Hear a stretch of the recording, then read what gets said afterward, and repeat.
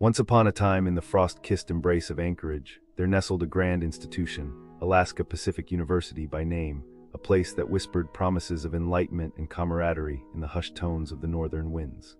It was here that I, a young dreamer from a land where the sun dared to dance with the midnight sky, arrived, eager to weave the threads of my destiny with the shuttle of academia. Ah, but dear listener, if only the veil of illusion had been torn asunder before I stepped through those hallowed halls. For within this gilded cage, a tapestry of woes was artfully concealed, a veritable cornucopia of disappointments waiting to unfurl like the petals of some dark, poisonous bloom. From the moment I crossed the threshold, the chill of neglect wrapped its icy fingers around my heart. The promise of Army Ignite, a beacon of hope for those like me, adorned in the olive drab of service, was but a siren's song, luring the unsuspecting onto the rocks of bureaucratic ineptitude. APU in all its splendor had failed to anchor itself within that noble system, leaving me to navigate the treacherous waters of tuition unaided, adrift in a sea of financial uncertainty. Oh, the cost, my friends. Imagine, if you will, the exorbitant sum of 4,000 ducats plucked from the coffers for a single course, a price that would make a king's treasurer blanch. And yet, despite the gold that lined their vaults, the university's VA department, those stewards of soldierly solvency, seemed as bewildered as a lost legionnaire in a labyrinth of red tape. For a month, a full lunar cycle, I toiled, a modern-day Sisyphus, pushing the boulder of enrollment up the hill, only to have it roll back down, crushing my spirits with each fruitless endeavor. Had the fates been kinder, had they spun a different thread, I might have found myself amidst the bustling halls of the University of Alaska Anchorage, where the path is trodden smooth by the passage of many a student before me. But alas, my journey was fraught with more than mere financial woes. The advisors, those purported shepherds of the academic flock, left me feeling as lost as a lamb in a fog, their guidance as scarce as a bloom in winter.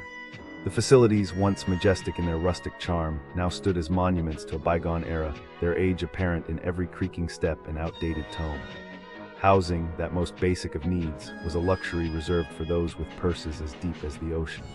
The dormitories, with their threadbare carpets and walls that whispered secrets of neglect, were a far cry from the sanctuaries of contemplation and rest I had envisioned. And oh, the classes. The small class sizes, which had initially gleamed like a rare gem, were revealed to be but facsimiles of true academic intimacy. The engagement I had yearned for was as scarce as a warm day in the depths of winter, the professor's words falling like snowflakes, beautiful yet melting into nothingness upon the barren ground of my disillusionment. The constant runaround, the unfulfilled promises, the feeling of being just another cog in the great machine of institutional indifference, it was enough to make even the stoutest heart grow weary. The communication from the university was as sporadic and unpredictable as the northern lights, often missing the mark or arriving when its relevance had already faded like the echo of a distant drum. In the end, dear listener, I emerged from the crucible of Alaska Pacific University, Anchorage, not... So I've been looking into what happens around Alaska Pacific University, Anchorage, and yeah, it's grim.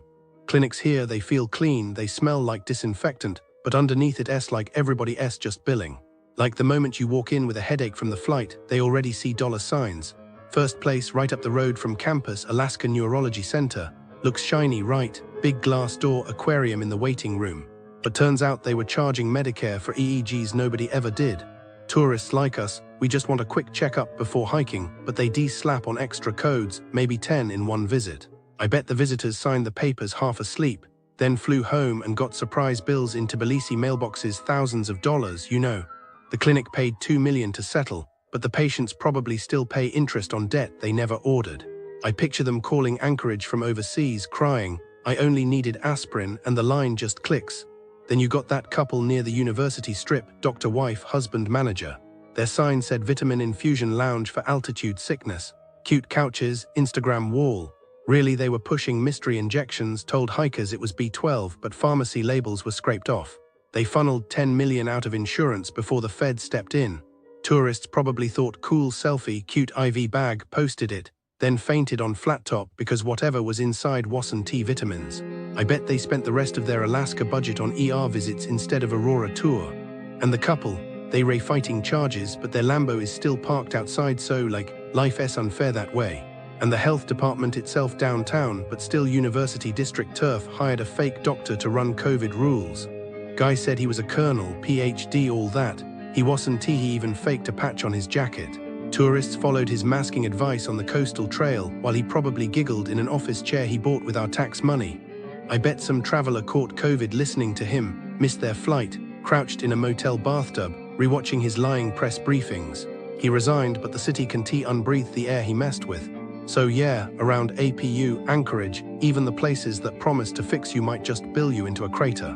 You walk in for relief, they hand you a bill shaped like a bear trap.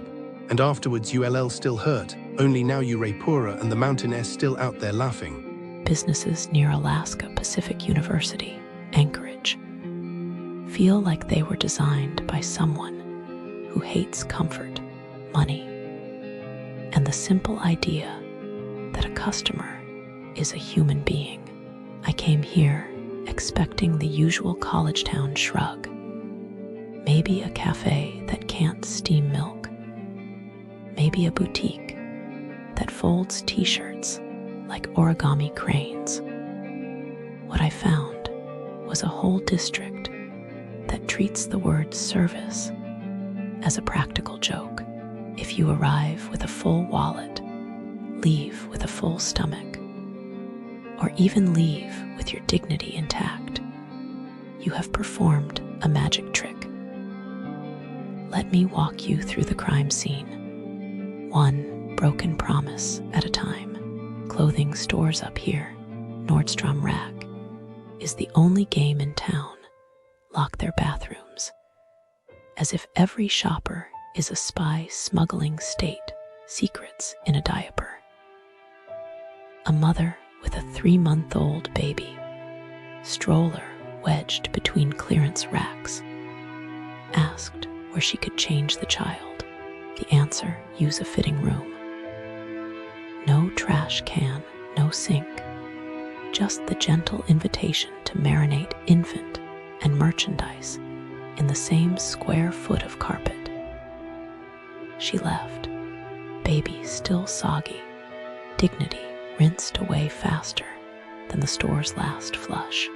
Others drive in from Wasilla or Big Lake, spend hundreds on last season parkas, then discover the same locked door policy. One man tried to save $40 by signing up for the store card, 30 minutes of paperwork, a phone call to a headquarters that never picked up, and poof, discount gone, pride gone, afternoon gone. The staff photographed his private forms, told him the image was already in the system, and still charged full price.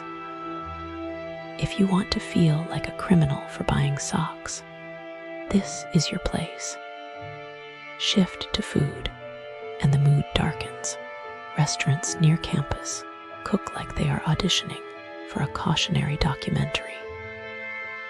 Yak Yeti Cafe, the only Himalayan option within walking distance, serves chicken so Pinkett could audition for a ballet. When a customer pointed out the raw center, the kitchen replied, "That's just the color of our spice." Spices do not cluck, salmonella does. One diner bit into a rice bowl and pulled out a metal wire the length of a paperclip. Perfect if you need to reboot your phone. Terrible if you hoped to digest lunch. Another guest, egg allergic, triple-checked that no ovum lurked in the curry. The server swore it was safe, then watched him swell up like a balloon animal. The apology never arrived, the bill did. Nearby, a security guard once dumped a bottle of water over a 70-year-old native elder on crutches, while the owner reportedly stepped outside to square up with anyone who objected. If you crave dinner and a civil rights violation, pull up a chair. Coffee, supposedly the lifeblood of college life, is on life support. Black Cup used to be the neighborhood living room, mismatched couches, local art, baristas who remembered entered your dog's middle name.